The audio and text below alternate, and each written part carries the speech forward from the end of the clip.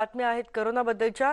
विदर्भात करोना रुग्णांची संख्या वाढतच चालली आहे। गेल्या 24 तासामध्ये नागपूरमध्ये 1181 नवे रुग्ण आढळलेत। बुधवारी 455 जणांना डिस्चार्ज देण्यात आला।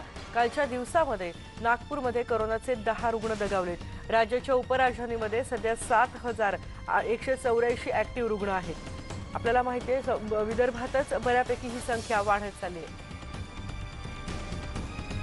आणि 4 जिल्ह्यांमध्ये म्हणजे अकोला असेल, यवतमाळ असेल, वर्धा असेल, अमरावती या 4 जिल्ह्यांमध्ये तर हाय अलर्ट आहेच आहे।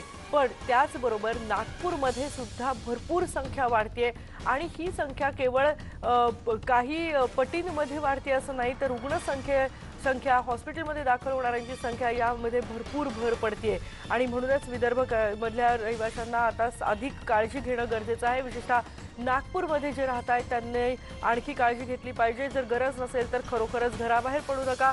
मास्कचा वापर हा अत्यावश्यक आहे हे समजून घ्या। सोशल डिस्टन्सिंग पाळा। लग्न समारंभ किंवा मोठे कार्यक्रम जर असतील ते शक्यतो टाळा। घरगुती आणि साधे समारंभ साजरे करा।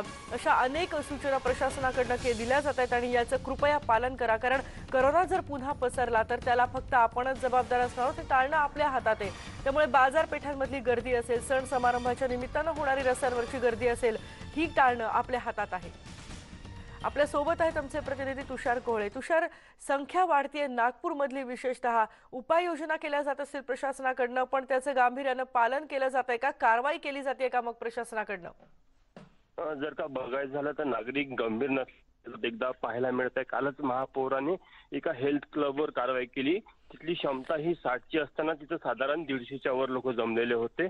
इतकंच नाही तर बाहेर बाजारपेठेमध्ये जर का तुम्ही बघितलं तर नागरिक नियमांचं पालन करताना दिसत नाही। विशेष करून मास्क संदर्भात नागरिक अत्यंत बेजबाबदार असल्याचं पाहायला मिळतं। कालची जी आकडेवारी आहे ही नागपूरसाठी अत्यंत धक्कादायक म्हणावी लागेल, कारण की एका दिवसामध्ये 24 तासामध्ये मागच्या साधारण 1181 नवे रुग्ण सापडलेले आहे। हा जर आकडा बघायचा झालं तर 1 ऑक्टोबर म्हणजे ऑगस्ट, सप्टेंबर, ऑक्टोबर महिन्यामध्ये जेव्हा कोरोना पीकवर होता त्या काळामध्ये रोज 1000च्या वर आकडेवारी निघत होती। परत आता एकदा नागपूरमध्ये कोरोनाची दुसरी लाट आली का अशी भीती प्रशासनाला वाटायला लागली। त्यामुळे काल प्रशासनाने परत नवीन नियम तयार केली।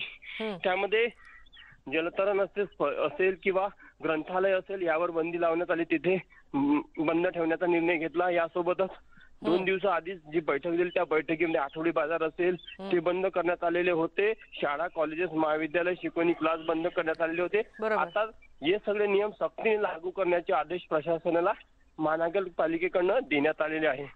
या व्यतिरिक्त जर का महत्वाचा विषय बघायचं झालं तर वारंवार जे नागरिक नियमाचं उल्लंघन करतो त्यांच्यावर सक्तीने दंडात्मक कारवाई करण्यासाठी प्रशासनाने मागच्या 1 आठवड्यापासून कंबर कसली। विशेष करून मंगल कार्यालय किंवा सभागृह अगदी। आणि आता या गोष्टी करणं आवश्यक आहे, कारण तो जोपर्यंत लोक ऐकत नाहीयेत तोपर्यंत कडक कारवाई करणं एवढं प्रशासनाच्या हातात आहे। धन्यवाद तुषार या माहितीबद्दल। तू या करोनाच्या रुग्णसंख्येवर लक्ष ठेवून राहा। रुग्णसंख्या वाढते आणि प्रशासनानं आणखी कडक नियम बनवलेले आहेत, याचं